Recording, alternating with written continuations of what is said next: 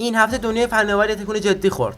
اول از همه اتفاق بزرگ، ماجرا ترجیح کاربران ویندوز 10 به لینوکس. بعد از اعلام بازنشستگی ویندوز 10، سرعت کوچ کردن مردم به لینوکس به حدی زیاد شده که خیلی میگن شاید این بزرگترین ماجرات نرم افزاری سال باشه. اما جنجال‌ترین خبر هفته، خانواده یک نوجوان 16 ساله از اوپن ای آی شکایت کردن، ولی اوپن ای آی میگه طبق شرط استفاده هیچ مسئولیتی بر عهده ما نیست. برای این موضوع دوباره بحث مسئولیت اخلاقی هوش‌های مصنوعی رو داغ کرده. مایکروسافت هم یه تغییر مهم تو ویندوز 11 داده، یه بخش تازه تو تنظیمات که بهت اجازه میده حتی بدون دسترسی به مایکروسافت استور برنامه‌ها رو آپدیت کنی، چیزی که مدت‌ها کاربرا دنبالش بودن.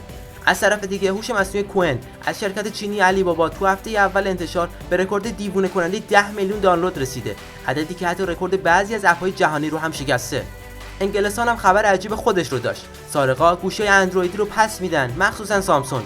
انگار ارزش پایینتر دنیای اندروید نسبت به آیفون رسما وارد دنیای جرم و جنایت هم شده. و در آخر یک تغییر مهم در یوتیوب. خیلی زود یک چت بات هوشمند وارد بخش هوم میشه که فید شما رو دقیقاً مطابق حال هواتون شخصی سازی میکنه. یعنی همون چیزی رو میبینید که خودتون میخواید.